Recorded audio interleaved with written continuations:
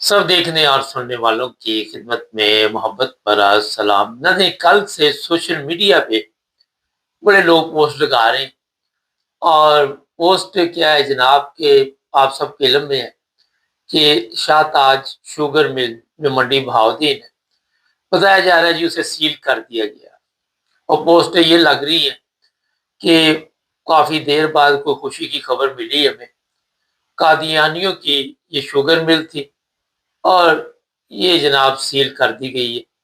اس طرح کی پوسٹیں اس وقت سوشل میڈیا پہ عام دیکھنے کو مل رہی۔ اب ان عقل کے اندھوں سے بندہ پوچھے کہ اس شوگر مل میں جو لوگ کام کر رہے تھے وہ کون تھے؟ کیا وہ احمدی تھے سارے؟ لیکن ان کو اس چیز کا علم نہیں کہ وہاں پہ جو بڑی تعداد میں لوگ کام کر رہے تھے وہ احمدی نہیں تھے، ان کا روزگار لگا ہوا تھا۔ اور مختلف پوسٹیں اس وقت سوشل میڈیا پہ چل رہی ہے، لیکن ابھی تک ہمارے جو ذرائع ہے مکمل ہم کنفرم نہیں کر پائے کہ کیا وجوہات ہوئی ہے۔ اس چیز کا آپ کو بتا دیتے ہیں کہ کچھ عرصے سے اس شاہ تاج شوگر مل کے خلاف باقاعدہ ایک مہم بھی چلائی گئی، اشتہارات بھی تقسیم کیے گئے، اور جو ڈرائیور تھے ہم نے ان کو بھی دیکھا تھا، ان تک یہ اشتہارات پہنچے اور نفرت کا اظہار کیا گیا تھا۔ اس وقت بھی ہم نے ایک پروگرام کیا تھا، مجھے یاد نہیں، سال 2 سال پہلے کی بات۔ اب جناب جو پوسٹیں ہیں وہ بڑی عجیب و غریب ہے، ان لوگوں کو اس چیز کا احساس نہیں کہ پاکستان جیسے ملک میں جہاں پہ روزگار کے اتنے مسائل ہیں، کسی بھی وجہ سے وہ سیل کی گئی ہے، اس میں کئی چیزیں سامنے آ رہی، لیکن ابھی تک جس طرح میں نے آپ کو بتایا کہ جب تک 100% ہمارے پاس اس کی مکمل رپورٹ نہیں آئے گی اس وقت ہم آپ کو کچھ بھی نہیں بتا سکتے۔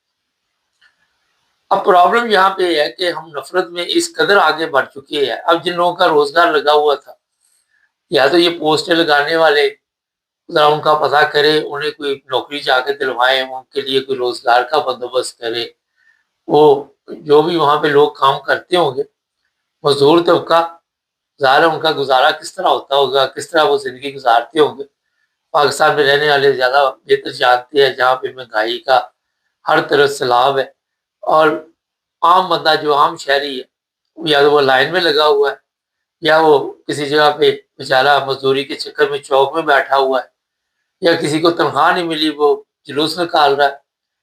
تو یہ اس لیے میں آپ کو بتا رہا ہوں کہ جب معاشرے میں آپ تفریق ڈالنی شروع کر دیں گے، کبھی کسی کے خلاف یہ آواز اٹھنی شروع ہو جائے گی، یہ احمدیوں کہ فلاں کمپنی ہے، فلاں چیزیں احمدیوں کی ہے، تو ان کا بائک آؤٹ کر دو، لیکن وہاں پہ اس غریب کا جو وہاں سے روزگار لگا اس پر آپ کی نظر نہیں جاتی۔ یہ ہے افسوسناک آج پاکستان کی حالت ہو چکی، اور ہم لوگ جو یورپ میں رہتے ہیں یہاں پہ کسی کو کوئی دلچسپی نہیں کہ کون بنا کیا رہا ہے، ان کو دلچسپی ہے کہ کوالٹی کیا ہے اس کا، جو بھی طریقہ یا جو بھی اچھی چیز ہوگی اس کی یہاں پہ مارکیٹ ہے۔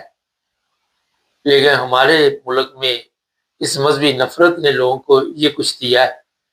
میں تو حیران ہو رہا تھا ان لوگوں کی پوسٹیں دیکھ دیکھ کے، یہ ایک وقت کا کھانا نہیں کسی کو دے سکتے، یہ جو پوسٹر لگا کے کہہ رہے جی کلیجے، اچھا ایک لکھا ہے کلیجے کو ٹھنڈ پڑ گئی، ایک کہہ رہا ہے بڑی دیر بعد کوئی خوشی کی خبر ملی، ایک کہہ رہا ہے دل کو سکون مل گیا۔ وہ بدبخت تو ان غریبوں سے پوچھو جن کے گھروں میں اس وقت یہ مشکل پیدا ہوئی ہے کہ ہمارے جو روزگار کے مسائل تھے وہ کون حل کرے گا۔ کیا آپ دیکھتے ہیں کہ پاکستانی گورنمنٹ اس قابل ہے کہ وہ لوگوں کو روزگار دے سکے؟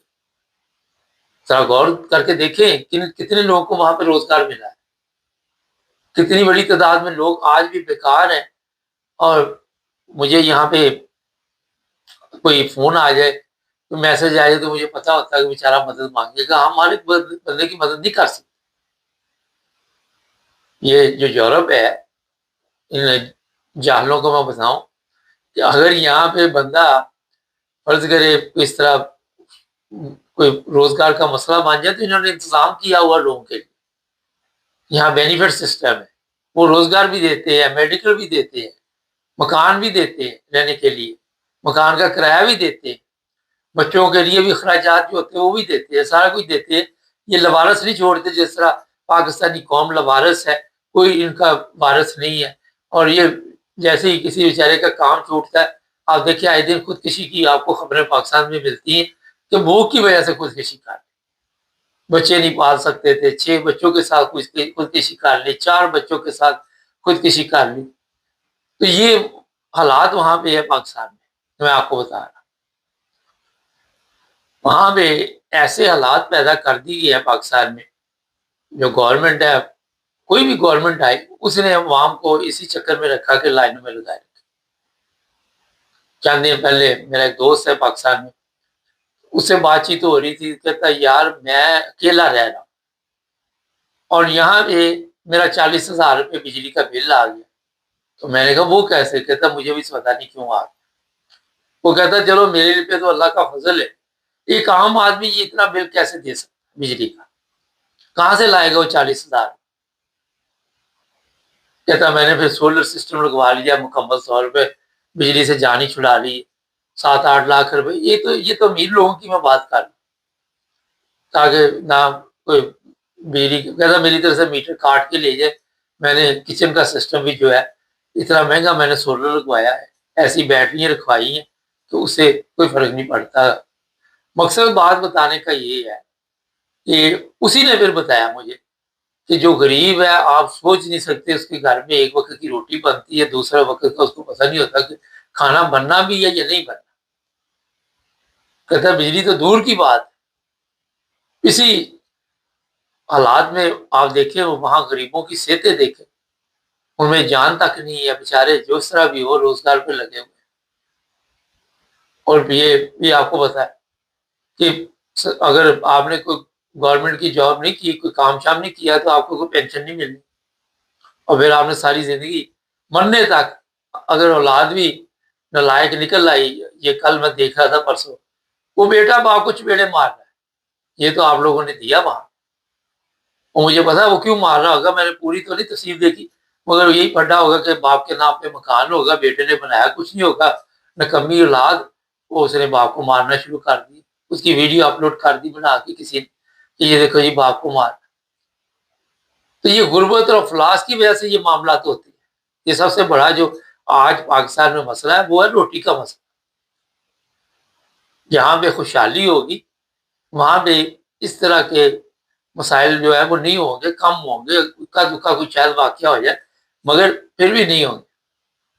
تو یہ ہمارے جو لوگ خوشیاں منا رہے ہیں ان پر افسوس ہو رہا ہے مجھے، اور مجھے دکھ ہو رہا تھا ان کی پوسٹیں دیکھ دیکھ کے. ایک لفظ ان کو ملا ہوا قادیانی قادیانی قادیانی.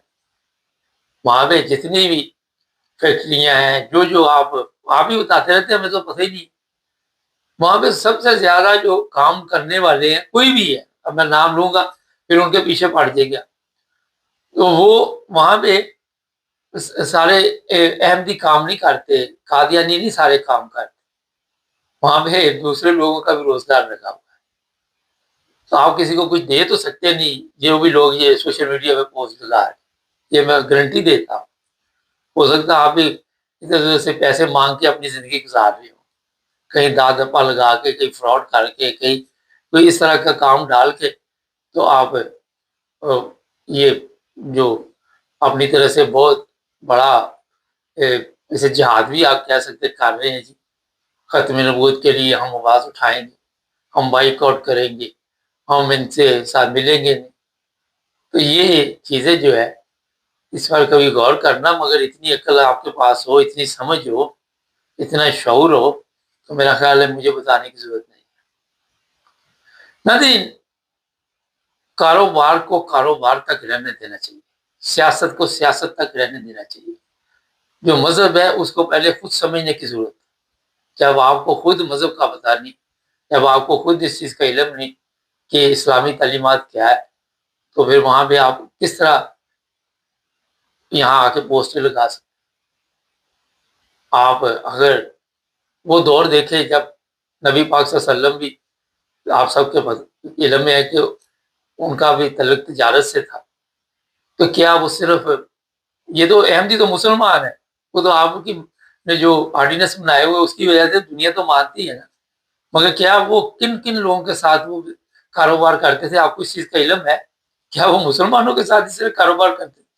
ایسے ہی میں نے ایک سادہ سا سوال آپ کے لیے چھوڑ دیا، یہ جو لوگ بھی اس طرح کے شرارتیں کرتے ہیں یا اس طرح کے لوگ ہیں چھوٹی سوچ والے، وہ میرا خیال ہے کہ انہیں اپنا علاج کروانا چاہیے، اپنے آپ کو بدلنے کی کوشش کرنی چاہیے، اور ہر چیز میں مذہب کو نہ لے کے آ جایا کرے۔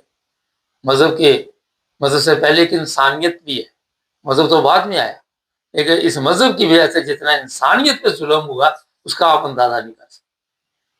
یہ میں بالکل آپ کو صاف کر، کوئی بھی مذہب ہے، مگر اس کی وجہ سے آج دیکھ لیں جو لوگ مذہب کے چکر میں نہیں پڑے ان کی طرف دیکھ لیں، جاپان، کوریا، یہ جتنے بھی آپ کے، چائنا دیکھ لیں، یہ لوگ زیادہ نہیں مذہب کے چکر میں پڑے، وہ ان کی عوام خوشحال ہے، وہ اچھی زندگی گزارتے، وہ آپ سے 1,000 درجے بہتر زندگی گزار رہے ہیں۔ ان کی صحتیں دیکھے جا، ان کو نہ ملاوٹ کا پتہ، نہ ان کو رشوت کا پتہ، نہ ان کو یہ جاپان، کوریا آپ جائیں وہ آپ کو پتہ چل جائے گا کہ، اور آپ کے لوگ جا کے دعوتیں دیتے کہ ہمارے جیسے ہو جاؤ پھر آپ جنت میں جاؤ، وہ جنت میں جائیں گے آپ کی کرتوتیں دیکھ کے، تو آپ کو امید ہے کہ آپ جنت میں جائیں۔ اپنے ملک کو جہنم بنا دیا، یہ جہنم ہی ہے نا ملک، مجھے بتائیے، نہ بجلی، نہ گیس، نہ روٹی، نہ پانی، کچھ چیز ہے، روز عوام کو جوتے پڑتے ہیں۔ ابھی یہ کل میں دیکھ رہا تھا، عورتوں کو مار دے، پولیس والے ہیں،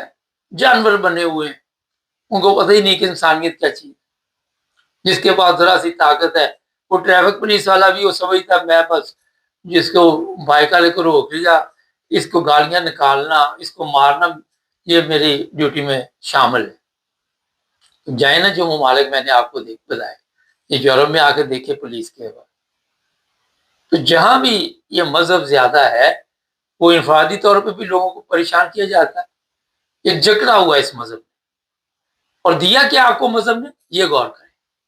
اور میں گنانا شروع کروں گا تو بہت زیادہ ہو جائے گا۔ نا انصافی سب سے بڑا جو جسٹس سسٹم، وہی مذہب آپ کو نہیں دے سکا۔ جس مذہب کے لیے آپ سڑکوں پہ ختم نبوت کے نعرے لگا رہے، اسی ملک میں آپ دیکھ لیں کہ آپ کے پاس جسٹس سسٹم نہیں۔ جہاں جسٹس سسٹم نہیں وہاں پہ ہر چیز کا بیڑا ہے۔ تو یہ جناب چھوٹا سا میں نے کہا آپ کو میسج دے دو کہ ایسے معاملات میں خوش نہیں ہونا چاہیے، افسوس کرنا چاہیے۔ تو جیسے ہی مزید معلومات ہوگی آپ کو بتائیں گے۔ ہمارے چینل کو سبسکرائب کریں، جڑے رہیں۔